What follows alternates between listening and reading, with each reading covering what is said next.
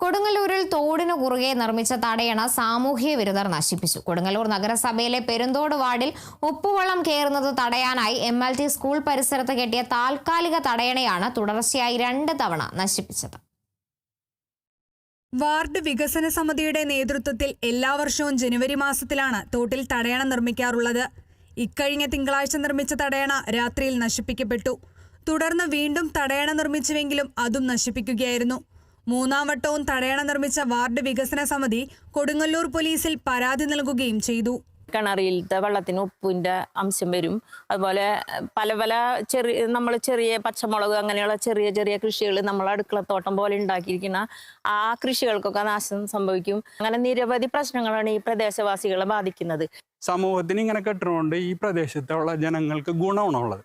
ആ ഗുണം കിട്ടരുതെന്ന് കരുതുന്ന കുറച്ച് ദുഷ്ടബുദ്ധിയുള്ള ആൾക്കാർ വന്ന് പൊളിക്കണത്. അതാരും നമ്മ ഒരു പാർട്ടിയെ ഒന്നിനെയും നമ്മൾ ബ്ലെയിം ചെയ്യണില്ല. പുഴയുമായി ബന്ധപ്പെട്ട് കിടക്കുന്ന പെരുന്തോട്ടിൽ നിന്നും ഉപ്പുവെള്ളം ശുദ്ധജല സ്രോതസ്സുകളിലേക്ക് കയറുന്നത് തടയുന്നതിനായാണ് തടയണ കെട്ടുന്നത്. വർഷകാലങ്ങളിൽ തടയണ പൊളിച്ചു നീക്കുകയും ചെയ്യും. തടയണയില്ലാതെ വന്നാൽ ജനവാസ കേന്ദ്രങ്ങളിലെ കിണറുകളിലും മറ്റും ഉപ്പുവെള്ളം നിറയുകയും പ്രദേശങ്ങളിലെ കൃഷി നശിക്കുകയും ചെയ്യും. ഏകദേശം 35,000-ഓളം രൂപ ചെലവഴിച്ചാണ് വികസന സമിതി തടയണ കെട്ടിയത്. നിർമ്മാണ ചെലവ് പിന്നീട് നഗരസഭ നൽകുകയാണ് പതിവ്. തടയണ നശിപ്പിച്ചതുമൂലം പ്രദേശത്ത് ഓരുവെള്ള ഭീഷണി നിലനിൽക്കുന്നുണ്ട്. ഈ മേഖലയിൽ രാത്രികാലങ്ങളിൽ സാമൂഹ്യ വിരുദ്ധർ തമ്പടിക്കുന്നതായും പരാതിയുണ്ട്. Kerala vision news, Thrissur.